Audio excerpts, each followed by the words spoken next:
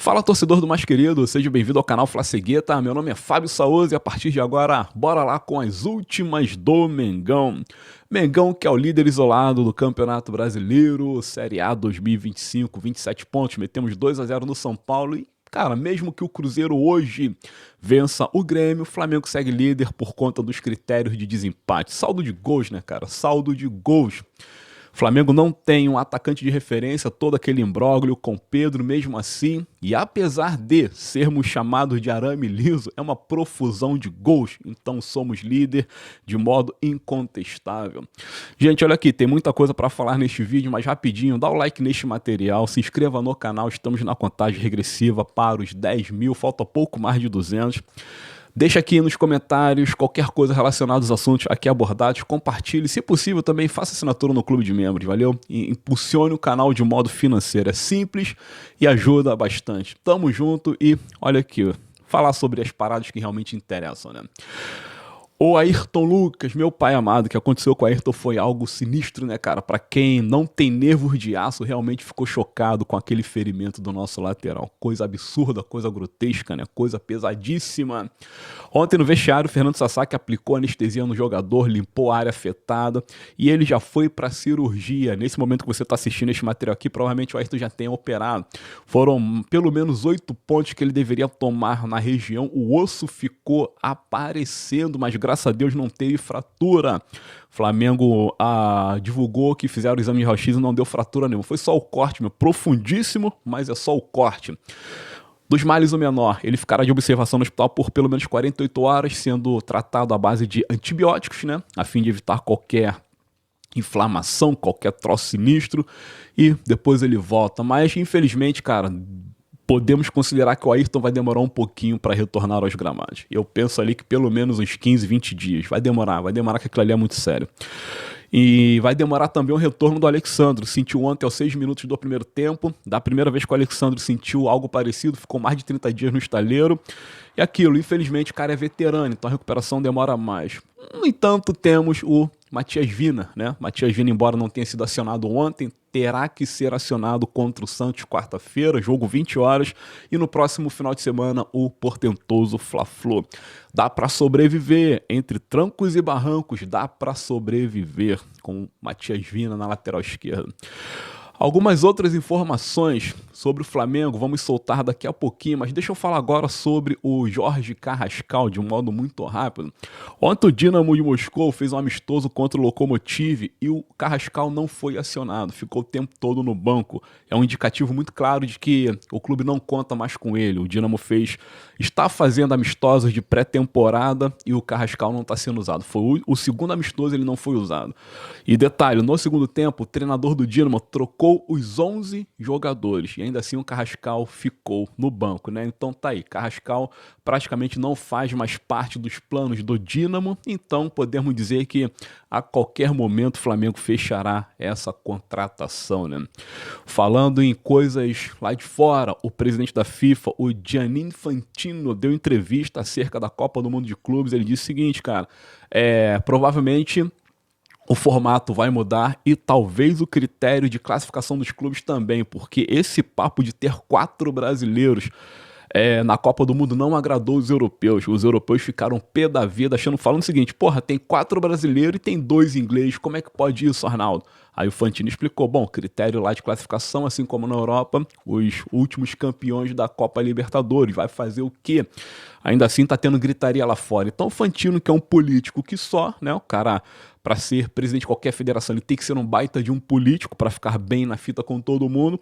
Ele já pondera a possibilidade de mudar nas próximas edições da Copa o formato de classificação. Provavelmente teremos menos brasileiros. Ele ainda estuda a ideia de colocar a Copa do Mundo de 2 em 2 anos, o que eu considero um tiro no pé, um desperdício, um desgaste exacerbado. A Copa do Mundo de clubes tem que seguir o modelo de Copa do Mundo de seleções de 4 em 4 anos, mas fatalmente virá grandes mudanças na próxima edição. Bora ficar ligado e vida que segue. Trazendo agora o vídeo de volta para a nossa nobre realidade rubro-negra. nossa nobre realidade rubro-negra. Vamos lá, cara. Primeiro o Wallace Ian. Esse moleque tem uma estrela bonita demais, bonita demais. O moleque, toda vez que entra, deixa a sua marquinha pra história, né, cara? E ontem, de novo, ele entrou, fez um gol e assumiu ali a terceira colocação da artilharia rubro-negra na temporada 2025. O Wallace Ian completou seu sétimo gol, né? Agora ele tem 7 gols e 3 assistências, inclusive ficando à frente do Bruno Henrique, que tem os mesmos 7 gols, mas a profusão do Wallace Ian é superior. Vejam só, o artilheiro da temporada rubro-negra é o Arrascaeta, com 13. Depois vem o maravilhoso Luiz Araújo, gol de Luiz Araújo, falo mesmo, gosto muito do Araújo, com 9 gols, e o Wallace Ian tem 7 gols e 3 assistências, mas os 7 gols que ele meteu, meu irmão, foram em pouco mais de 700 minutos em campo. Desse modo, ó, um gol a cada 100 minutos ou uma participação direta a cada 70 minutos, né? 7 gols, 3 assistências, né? 10, então 70 minutos. Mas o fato é que ele tem 7, o Bruno também tem 7, só que o Bruno levou mais de 1.800 minutos para fazer esses 7 gols. O Wallace Ian, pouco mais de 700 minutos. Então esse moleque é, de fato, matador. E o Pedro, 5 gols somente na temporada. Claro, em justiça com o Pedro, a gente meteu o dedo na ferida acerca dessa informação, é porque o cara quase não joga, né? Quase não joga e tá aí com toda essa problemática. E por falar em problemática do Pedro, cara, a coletiva que o Felipe Luiz deu ontem foi algo simplesmente histórico, bombástico, eu digo até nuclear. Aquilo não foi somente uma bomba, aquilo foi uma bomba do tipo nuclear. Eu nunca vi, em 45 anos acompanhando futebol, eu nunca vi um treinador ir numa coletiva espinafrar tanto um jogador como o Felipe espinafrou o Pedro. Eu acho até que ele exagerou. Ele exagerou nas palavras usadas, ele exagerou na abordagem feita, e quando ele fala, ó, problema que o Pedro tem problemas, é redundância, mas é fato, problema que o Pedro tenha problemas com a diretoria e com o Flamengo, eu não tô aí. Cara, quer dizer, ele sem querer ou querendo, que nem Chaves, né? Ele diz pra todo mundo que o Pedro tem problema com a diretoria, entende-se com Boto e com BAP, né? São diretores, presidente e diretor, né? Ou diretor e presidente, de acordo com a lógica da informação aqui. Pedro tem problema, e Felipe deixa isso bem claro, problema que ele tem problema pessoal com a diretoria, com isso aqui. Cara, o Felipe Luiz simplesmente botou o Pedro debaixo do tapete, assim, no mau sentido, jogou a sujeira mesmo, botou lá no underground da parada, e o Pedro, porra, não tem mais como continuar no Flamengo. Eu duvido, e o Felipe ainda foi tão duro que disse o seguinte, eu não tô nem aí. Pra mim, ele não precisa apertar a minha mão, ele não precisa me abraçar, não precisa fazer nada. Ele só tem que entrar em campo e jogar. Sabe, cara, vocês viram a coletiva, eu achei muito dura, muito desnecessária, muito exagerada. Por mais que o Felipe tenha suas razões, cara, tem que respeitar o outro pelo fato do outro ser um pai de família. Pelo menos é isso que eu penso. O cara tem filha, tem esposa, tem pai, tem mãe, sabe qual é? Então deveria pelo menos respeitar, já que estamos falando de algo muito público, né? Muito público. O mundo inteiro observou as palavras do Felipe Luiz. Como fica o Pedro hoje, né?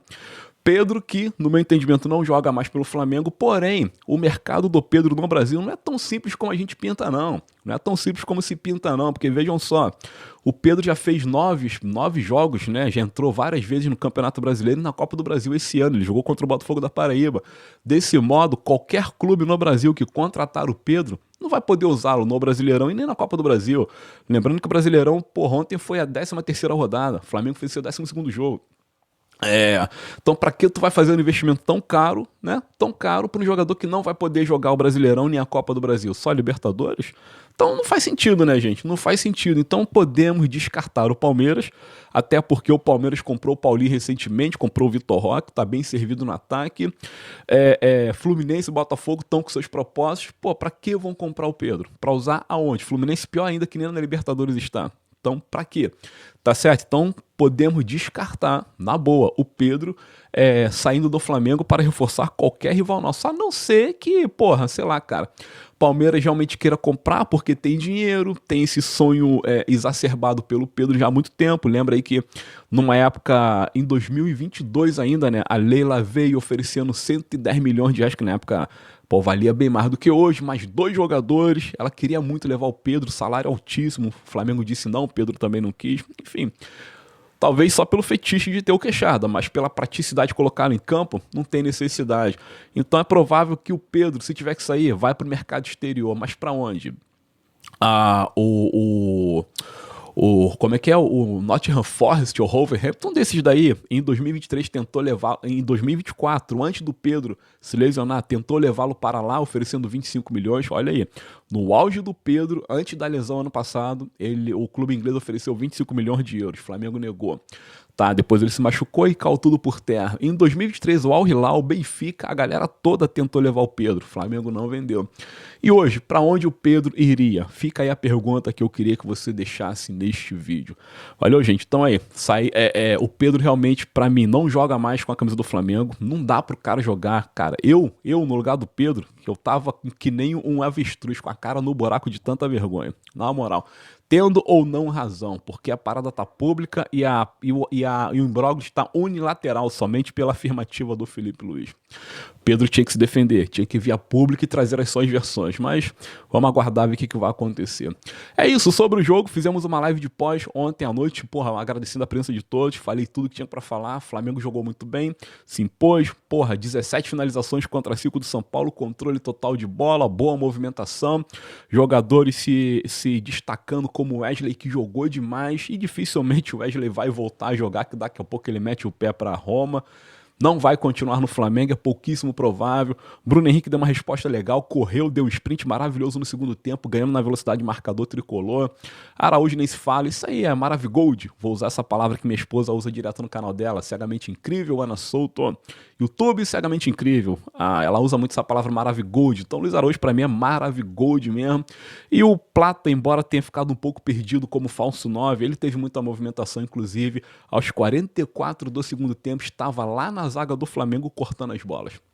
Então o Flamengo teve uma performance à moda Felipe Luiz, muito boa por sinal, e aquilo que se fala, na realidade do futebol brasileiro e sul-americano, Flamengo nada de braçada, e seguimos favoritos, graças a Deus.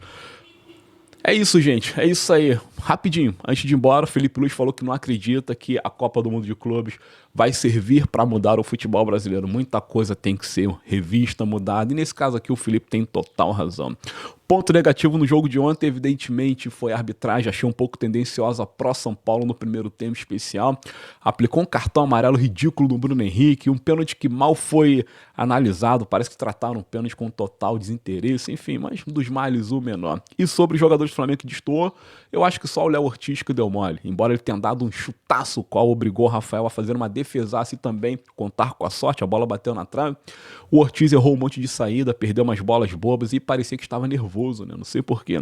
Mas do restante, todo mundo jogou o fino da bola e tamo bem pra caramba, graças a Deus. Mas isso não inviabiliza o Flamengo de ir atrás de reforços. Muito obrigado, gente. Daqui a pouco soltamos outros conteúdos.